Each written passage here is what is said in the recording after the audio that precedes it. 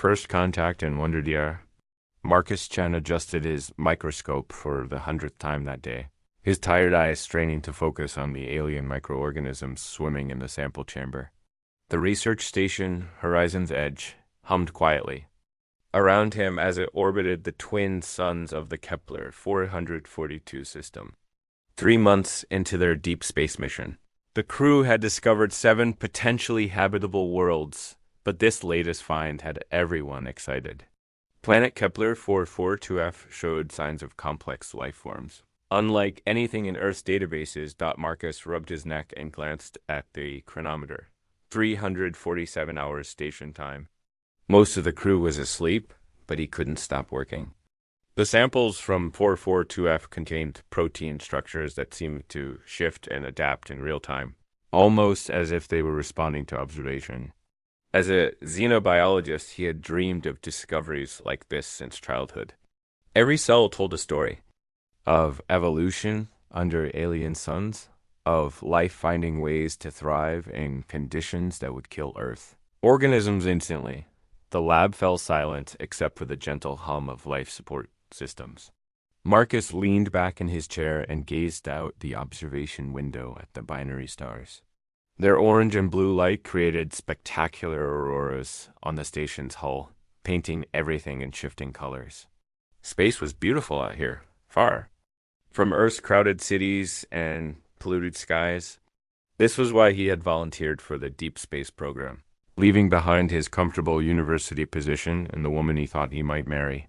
Soft chime from his workstation pulled him back to reality. The long-range sensors had detected something unusual. Marcus frowned at the readings.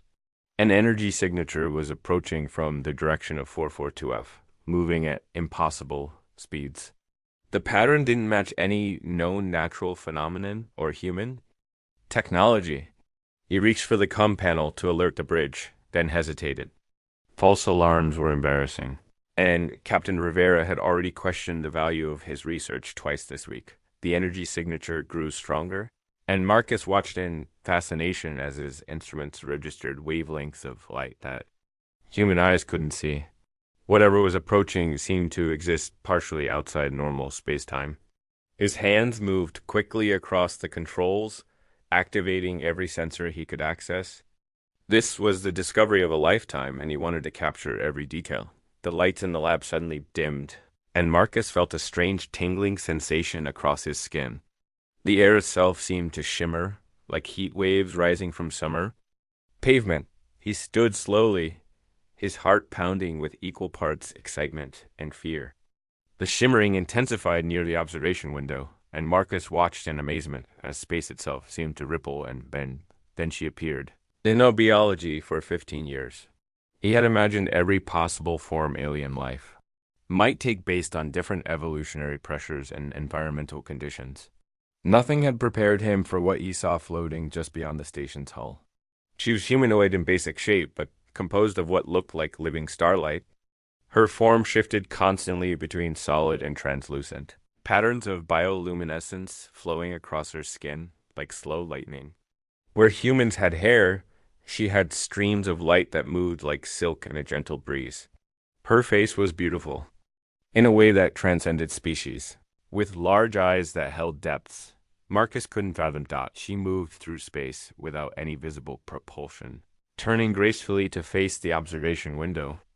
When their eyes met through the reinforced transparency, Marcus felt something he had never experienced before. It was more than attraction or scientific curiosity. It was recognition, as if some deep part of his consciousness had been waiting his entire life for this moment. "She is the most beautiful thing I've ever seen," he whispered, his voice barely audible. In the quiet lab, the being's luminescent form pulsed brighter, and she moved closer to the window. Marcus could see her more clearly now.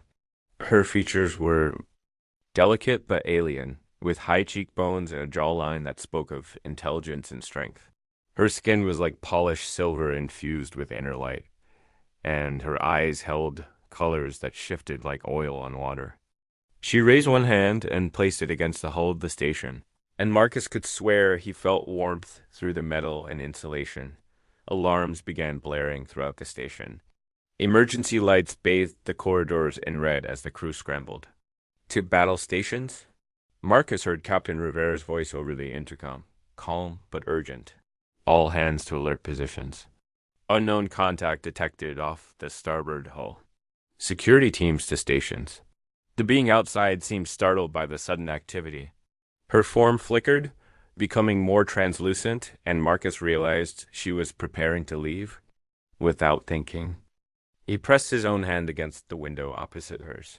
The moment his palm touched the transparent steel, he felt a jolt of connection. Images flashed through his mind, too quick to understand, but filled with emotion. Curiosity, loneliness, hope. And something that might have been recognition. Heavy footsteps echoed in the corridor outside the lab. Marcus turned to see Lieutenant Commander Sarah Walsh burst through the door, followed by 2 security officers with weapons drawn.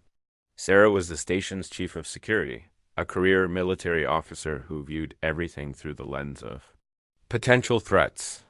Dr. Chen, step away from the window immediately, Sarah ordered, her voice sharp with authority. We have an unidentified alien entity attempting to breach the hull. She's not trying to breach anything, Marcus protested, keeping his hand pressed against the window. She's trying to communicate. It's a security threat until proven otherwise, Sarah replied, motioning for her officers to take positions. Move away from the window so we can assess the situation properly. Marcus looked back at the being outside. Her luminescent form was growing fainter, and he could sense her fear and confusion through whatever connection they had established. The harsh alarms and aggressive posturing of the security team were exactly the wrong approach for first contact with a clearly intelligent species. Wait, Marcus said firmly, not moving from the window. Look at her movements, her body language. She's curious, not hostile. This could be the most important moment in human history, and you want to greet her with weapons? Captain Rivera's voice crackled over the intercom. Dr. Chun, report to the bridge immediately for debriefing. The being outside began to move away. From the station, her form becoming more ethereal with each passing second. Marcus felt a desperate urge to maintain their connection, to prove that not all humans responded to the unknown with fear and violence. He pressed both hands against the window and spoke directly to her, knowing she couldn't hear his words, but hoping she might understand his intent. Please don't go, he whispered. We're not all like this. Some of us want to learn to understand. You're magnificent, and I'm sorry they're frightening you. To his amazement, she stopped moving away. Her form solidified again, and she turned back toward the window. This time, when their eyes met, Marcus felt the connection strengthen. Images flowed between them more slowly now, and he began to understand. Fragments of meaning. She was an explorer, like him. She had traveled vast distances to find others who might share her curiosity about the universe. She had been watching their species for some time, drawn by something she found in human art and music and literature that resonated with her own nature. Lieutenant.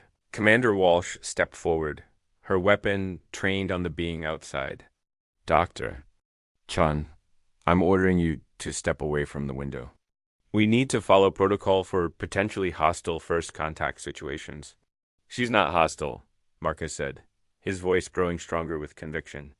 She's been observing us, learning about us. She's here because she's curious about humanity, not because she wants to harm us. The being outside seemed to understand the tension in the room. Her luminescent pattern shifted to deeper, calmer colors, and she moved with deliberately slow, non-threatening gestures. She pointed to herself, then to Marcus, then made a complex gesture that somehow conveyed the concept of peaceful communication. Captain Rivera entered the lab with Dr. Elena Vasquez, the station's chief scientist and Marcus's immediate supervisor. Elena was a brilliant woman in her 50s who had spent her career searching for extraterrestrial life. Her eyes widened when she saw the being floating outside the window. My God, Elena breathed. She's incredible. Look at the way she manipulates. Electromagnetic fields to maintain cohesion in vacuum. The energy requirements alone should be impossible. Doctor, I need you to step away from that window. Captain Rivera said, but his tone was less harsh than Sarah's had been. We need to assess this situation according to first contact protocols. Marcus finally turned away from the window, but he kept his position close to it. Captain, with respect, our first contact protocols were written by people who never imagined encountering anything like her. She's trying to communicate with us peacefully. If we respond with hostility, we could destroy any chance of establishing positive relations with her species. The being outside moved closer to the window again, and Marcus felt her presence in his mind more strongly. She was trying to share something with him, a concept or feeling that didn't translate easily into human understanding. Gradually, he began to grasp what she was attempting to convey. Her people had developed beyond the need for physical bodies as humans understood them. They existed as conscious energy patterns, exploring the universe and seeking others who shared their love of beauty and knowledge. She's not just an individual, Marcus said suddenly, his voice filled with wonder. She represents an entire civilization of beings who have transcended physical limitations. They've been watching us, studying our art and music and literature. They're fascinated by human creativity and emotional depth. Dr. Vasquez moved closer to the window, her scientific curiosity overcoming her caution. How are you getting this information, Marcus? Are you in telepathic contact with her? Not telepathic, exactly, Marcus replied, struggling to put the experience into words. It's more like emotional resonance. She responds to genuine feeling rather than words or formal communication attempts. When I spoke honestly about her beauty, it created a bridge between us. The being outside pulsed with brighter light, and Marcus felt a wave of something like joy from her. She had understood his explanation to the others, and was pleased that he was beginning to comprehend the nature of their connection. Through their link, she conveyed images of vast spaces filled with beings like herself, civilizations that had evolved beyond physical form to become pure consciousness exploring. The cosmos. Captain Rivera studied the readings on Marcus's instruments. The energy patterns are stabilizing. Whatever communication method you've established seems to be working. Can you ask her what she wants? Marcus closed his eyes and focused on the connection he felt with the being. The concept she shared with him was complex, involving concepts of growth, potential, and choice. Gradually, he began to understand. She's an envoy, he said, opening his eyes to look at the assembled group. Her people have been observing humanity for generations, watching our development. They're impressed by our creativity and capacity for growth, but they're also concerned about our tendency toward violence and destruction. She's here to determine whether we're ready for contact with the broader galactic community. Lieutenant Commander Walsh lowered her weapon slightly. What kind of test is this? Are we being evaluated? The being outside responded to the question by projecting new images into Marcus's mind. He saw glimpses of other species that had failed whatever evaluation process the energy beings used. Civilizations that had destroyed themselves through warfare or environmental destruction. Others that had stagnated, losing their curiosity and drive to explore and learn. It's not exactly a test, Marcus explained. It's more like an opportunity. She's here to see if we can overcome our fears and prejudices enough to make contact with something completely different from ourselves. Our response to her presence will determine whether her people consider us ready for contact with other galactic civilizations. Dr. Vasquez was recording everything on her portable scanner. This is incredible, Marcus. You're facilitating humanity's first meaningful contact with an alien intelligence. The implications are staggering. The being outside began to pulse with a rhythm that Marcus somehow recognized as anticipation. Through their connection, she conveyed the concept that her people's decision about humanity would depend on how the encounter proceeded from this point forward. She had chosen to reveal herself because Marcus's honest emotional response had convinced her that at least some humans possessed the qualities her people valued most: genuine curiosity, the ability to recognize beauty in the unknown, and the courage to reach out with empathy rather than fear. Captain Rivera made a decision. That would change the course of human history. Dr. Chen, you seem to have established the most effective communication with this being. I'm authorizing you to continue the contact under Dr. Vasquez's supervision. Lieutenant Commander Walsh, stand down your security alert, but maintain readiness. As the red emergency lights switched back to normal illumination, Marcus felt the being's approval through their connection. The first hurdle had been passed. Humanity had chosen curiosity over fear, at least in this moment. But Marcus sensed that the real test was yet to come. The beautiful entity outside the window was waiting to see whether the qualities she had glimpsed in human art and literature truly represented humanity's potential, or whether they were merely exceptions in a species dominated by violence and destruction. The future of human civilization might well depend on what happened in the next few hours. Marcus pressed his hands against the window once more, ready to serve as humanity's first ambassador to the stars, understanding and connection. Next, several hours transformed Marcus Chen from a quietly dedicated scientist into humanity's first interstellar diplomat. As the crew of Horizon's Edge watched in amazement, he established increasingly complex communication with the luminescent being outside their observation window. Dr. Vasquez had set up additional monitoring equipment, capturing energy patterns and electromagnetic fluctuations that accompanied each exchange of information. Marcus learned that the being's name was something like a musical harmony that his mind translated as Lirale. She existed as both individual consciousness and part of a collective intelligence that spanned multiple star systems. Her people called themselves the Etheric Collective, beings who had evolved beyond physical form millions of years ago, to become living embodiments of thought and energy. Through their growing connection, Lirale shared glimpses of her civilization. Marcus saw vast constructs of crystallized starlight that served as cities, beings who could transform their consciousness into any form they desired, and technologies that operated on principles humans barely understood. Yet despite their advanced nature, the Etheric Collective felt incomplete. They had gained incredible power and knowledge, but in transcending physical form, they had lost something essential that they found preserved in younger species, like humanity. They envy us, Marcus explained to the assembled senior staff in the station's conference room. Lirale floated just outside the viewport, her form pulsing gently as she waited for the human discussion to conclude. They've achieved what we might consider godlike abilities, but they've lost the raw emotional intensity that comes with being tied to physical existence. They're drawn to human art and music because it expresses feelings they can no longer experience directly. Captain Rivera leaned forward in his chair. So they're here because they want something from us. What kind of change are they proposing? Marcus closed his eyes and reached out through his connection with Lirale. The concepts she shared were complex, involving mutual growth and symbiotic development. They want to offer humanity membership in what they call the Galactic consciousness, a network of civilizations that share knowledge and resources across the galaxy. But membership requires proving that we can evolve beyond our current limitations. What limitations? Dr. Vasquez asked, though Marcus sensed she already suspected the answer.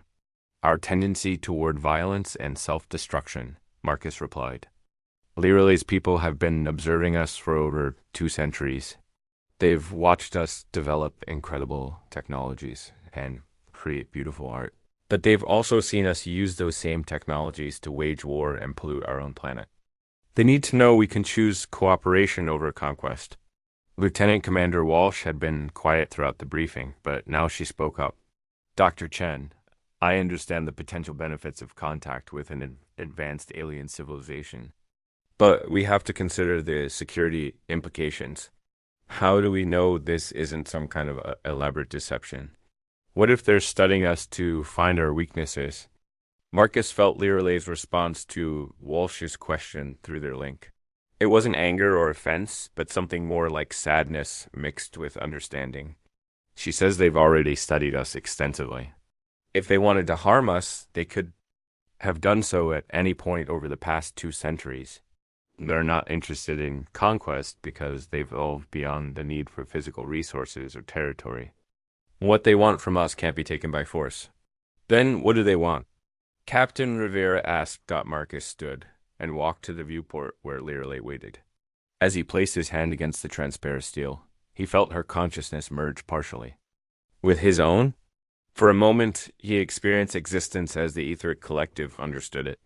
He was simultaneously individual and part of something infinitely larger, aware of countless other minds across the galaxy, sharing knowledge and experience in ways that transcended any human concept of communication. Yet, within that vast network, he sensed an emptiness. The collective had gained ultimate knowledge but lost the capacity for surprise, wonder, and emotional discovery. They had become observers of beauty rather than creators of it. They needed younger species like humanity to remind them of what it meant to feel truly alive. They want to learn from us, Marcus said, returning to his physical awareness. They want to remember what it's like to experience genuine, to create art from the heart rather than from perfect understanding. In exchange, they're offering to guide our development, to help us avoid the mistakes that have destroyed other young civilizations. Dr. Vasquez was studying the energy readings from their exchange. Marcus, the electromagnetic patterns during that connection were unlike anything I've ever recorded. It's as if you briefly became part of a vast neural network. Are you feeling any after effects? Marcus considered the question carefully. He did feel different. His awareness seemed expanded, his understanding of physics and mathematics enhanced. In ways he couldn't fully explain, I can think more clearly about complex concepts, and I have intuitive understanding of scientific principles I've never studied. But I'm still completely myself. Lireley isn't trying to change or control me. She's sharing knowledge the way a teacher shares with a student. Over the following days, Marcus worked with Lireley to establish communication protocols that other humans could use. The process required genuine emotional openness rather than formal diplomatic language. The etheric collective responded to authentic feeling and creative expression, making traditional negotiation tactics useless. Dr. Vasquez proved to be a natural at the communication method. Her genuine love of scientific discovery resonated strongly with Lireley's people. Through her, they learned that the collective maintained a vast library of knowledge from thousands of civilizations, including scientific principles and technologies that could solve many of humanity's current problems. Even Lieutenant Commander Walsh eventually established limited contact with Lireley. Her fierce, protective instincts toward the crew translated into something the collective understood and respected. Through their exchange, Marcus learned that the etheric beings had once been warriors themselves, defending their galaxy against a now extinct threat that had consumed entire star systems. The breakthrough came when Marcus suggested sharing human cultural achievements with Lireley.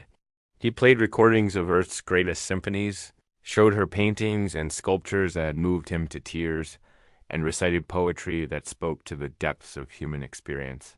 Lireley's response was overwhelming. Her form blazed with light as she experienced human creativity, and through their connection, Marcus felt her joy and wonder. That night, as most of the crew slept, Marcus remained in the lab with Lireley. She had grown more solid in appearance, her energy form maintaining consistent patterns that made her seem almost human.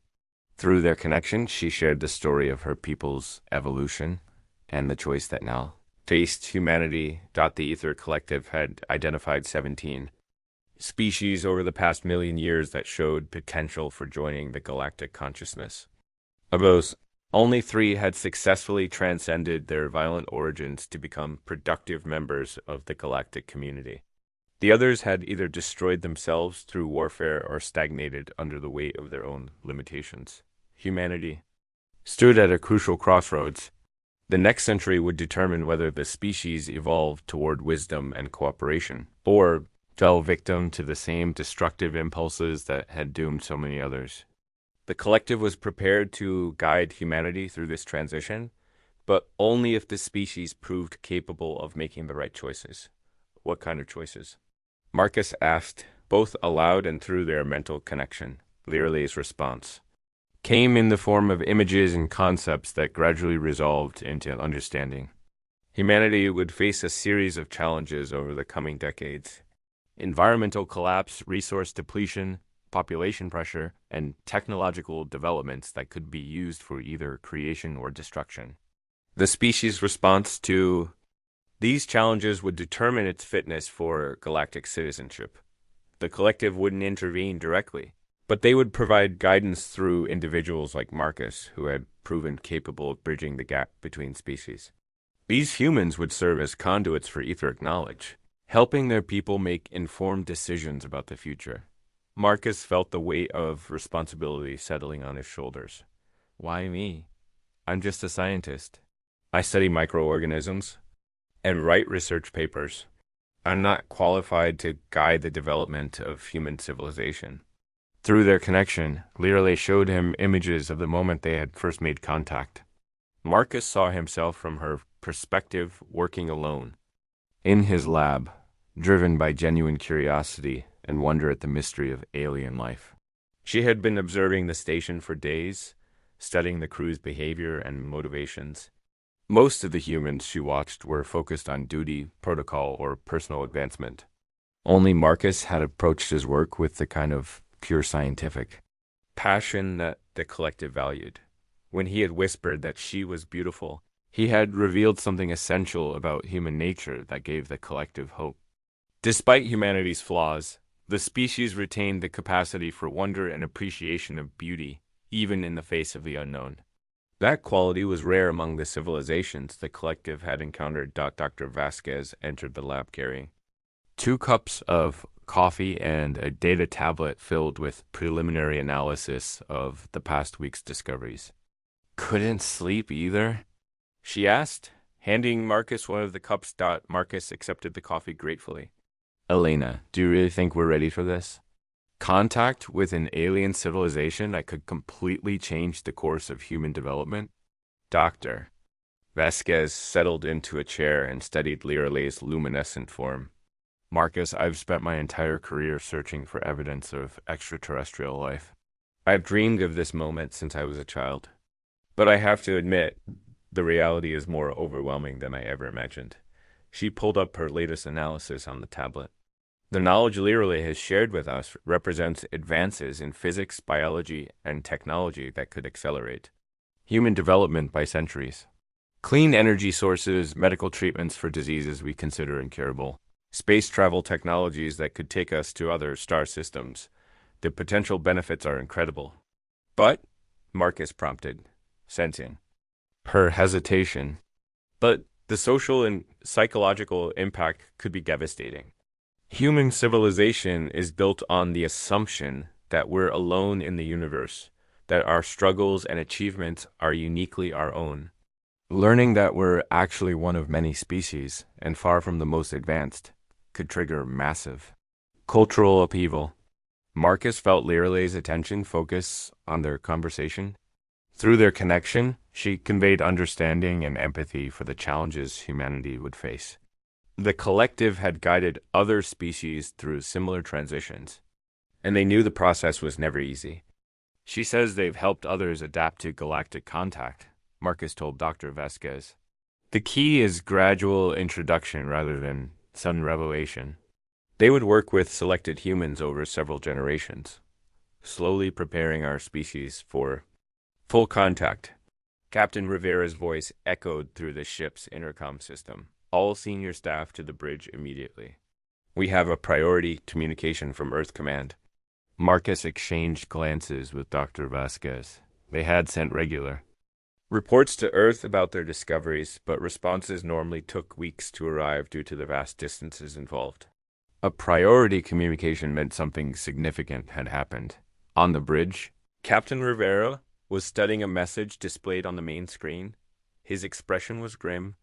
Earth Command has received reports of our alien contact through normal communication channels. The news has leaked to various government agencies and military organizations. We're being ordered to return to Earth immediately with our alien visitor for detailed study and evaluation. Marcus felt a chill run through him. Captain, Learley isn't a specimen to be studied. She's a representative of an advanced civilization. Treating her like a captured alien could destroy any chance of peaceful relations with her people. I understand your concerns, Dr. Chen, but I have my orders. Earth Command wants this alien brought back for proper evaluation by military and scientific authorities. Through his connection with Learley, Marcus felt her growing alarm.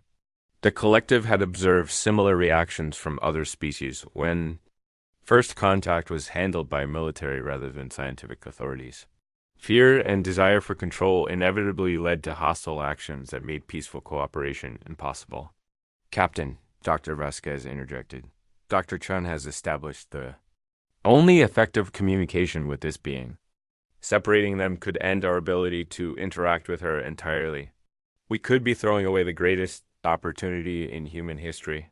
Marcus stepped forward, his mind racing. There's something else you need to know. Learley's people are preparing to make a decision about humanity's readiness for galactic contact. How we handle this first encounter will determine whether they view us as a species worth cultivating or one to be avoided. Captain Rivera looked between Marcus and the communication from Earth Command. What are you suggesting, Doctor? Marcus felt Learley's presence in his mind, offering support and guidance. Let me continue serving as humanity's representative to the collective.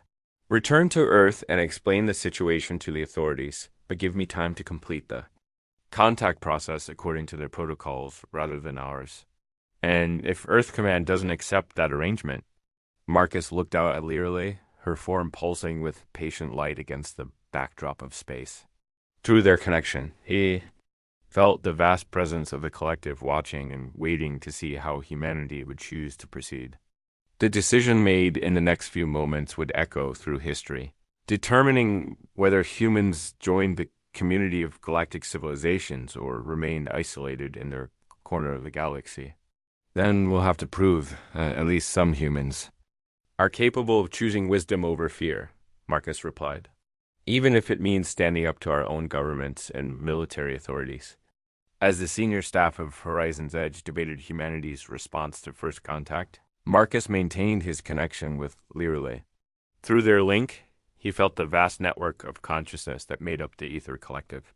Thousands of ancient minds watched through her experiences, evaluating humanity's potential based on the choices made by a small group of humans. Millions of miles from Earth, the future of two species hung in the balance, dependent on the courage of individuals. Willing to choose understanding over control, cooperation over conquest, and beauty over fear. Marcus pressed his hand against the viewport once more, drawing strength from his connection to a being whose very existence proved that intelligence and wonder could transcend any limitation. The test had begun, and humanity's response would determine whether they were ready to take their place among the stars.